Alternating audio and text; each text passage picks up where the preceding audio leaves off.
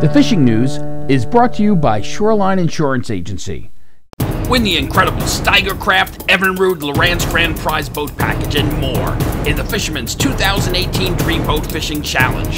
Get the details at thefisherman.com. Tim C. Smith here with this week's video fishing forecast, and striped bass continue to headline the fishing news this week, but they'll be getting some stiff competition from porgies, which opened on Tuesday, and fluke, which will open on Friday. Certainly the warm weather has given both these species a boost, as the combination of sun and warm air should help raise the water temperatures in all of our bays. Many anglers will be targeting Peconic Bay this weekend, where porgies, fluke, stripers, weakfish, and possibly some bluefish are likely to provide a mixed bag action. The open boats, Shinnecock Star, Celtic Quest, Peconic Star, Fin Chaser, and Primetime 3 will be focusing on this area and provide a good option for those who don't own their own boat.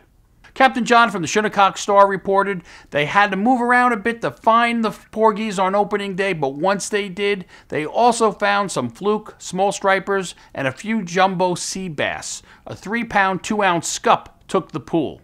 Captain Keith on the Fin Chaser said they had to work hard, but the porgies are in and everybody went home with fish. Certainly no bail job, but that will come as waters continue to warm up.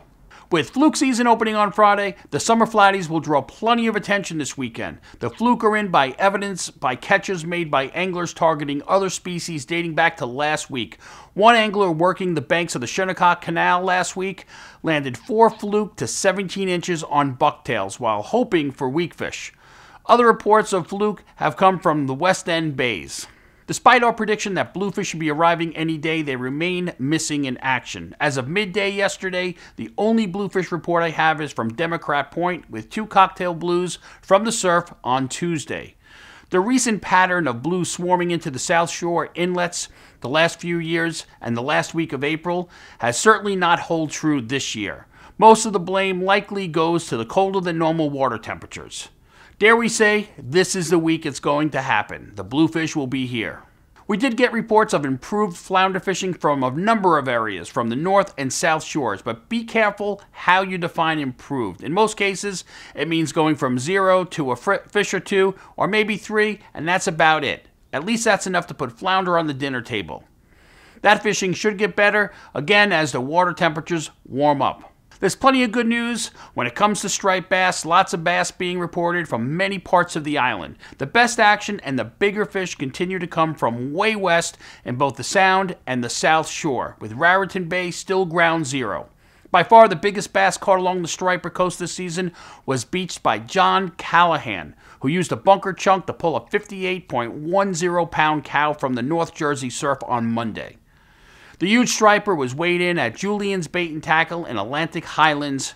Meanwhile, in Jamaica Bay and east to the Great South Bay, there have been a noticeable improvement in the number of keepers to 32 inches, mixing in with loads of shorts this week. Now let's get a West End report from Captain Joe Leggio.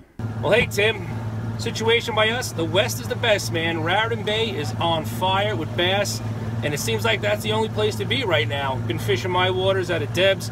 Really not getting much. Today we're out. You can see we're still on the boat right now. We got Melly on the boat. She got a beautiful weakfish today. We're fishing the back bay waters with plenty of bass back there. But again, not really many keepers. 1 or 2 I hear the guys are catching, but not much. If you want the fish, you got to go to the west. Anywhere starting from the base of the VZ into Raritan Deep. That's where the bass are right now. Guys are getting them trolling the mojos. And I bet you if you troll some bunker spoons, you're probably going to get some bigger ones. But that's it on my end. Talk to you later, Tim. In Fire Island, clams and clam chum are accounting for many fish, but bucktails and soft plastics are also catching their share of fish in the back bays. For some tips on how to take advantage of the huge number of small stripers in our waters, let's go to Fisherman Senior Editor Fred Golofaro. And yes, Tim, we have been blessed with some really good year classes from the Hudson and from Chesapeake Bay in recent years. And this all bodes well for the future of the fishery, but it's also providing some great light tackle action right now. If you don't have a 6 to 7 foot light action spinning rod, a 2500 to 3000 series reel, go out and get one.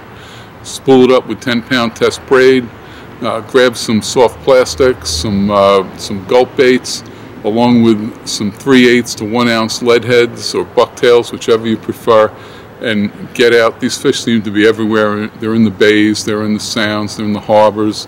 They're along the mainland, the north side of the bays on the south shore. And you can also use this tackle in the ocean or in the open sound. Obviously, you just have to pick your days. Last November, December, I was catching anywhere from 20 to 50 small bass, some near keeper size mixed in. On a 6-foot rod, as long as the ocean was calm, it was no problem. Most of the fish were right in the wash, right in close to the beach. It's nice we have all these small bass, but we do need to protect them. A lot of the fishing going on right now is with clams, whether it be in the boat or in the surf. There's really no excuse for not using circle hooks when you're fishing clams for stripers. They suck them down like candy, and you're going to be releasing 95, probably 99% of the fish you catch anyway, so why not turn to circle hooks? And if you're fishing plugs, if they're fitted with treble hooks, do the fish and yourself a favor, crush the barbs. It makes unhooking incredibly easy, and if you do get a hook in your hand, you will really come to appreciate the value of crushed barbs. Thanks for that, Fred. And speaking of DEC, don't forget the minimum size for porgies is set at 9 inches with a 30-fish bag limit. The season runs through December 31st. Fluke must be 19 inches with a 4-fish bag limit. That season runs through September 30th. And make sure you have your free saltwater registry or you will be ticketed. Go to dec.ny.gov or call 866-933-2257 during regular business hours. Remember, like our video, subscribe to our YouTube page, and be a subscriber to the Fisherman magazine to be a part of the Dream Boat Contest. Until next week, this is Tim C. Smith for thefisherman.com. Win the incredible Steigercraft, Evinrude, Loran's Grand Prize Boat Package, and more in the Fisherman's 2018 Dream Boat Fishing Challenge. Get the details at thefisherman.com.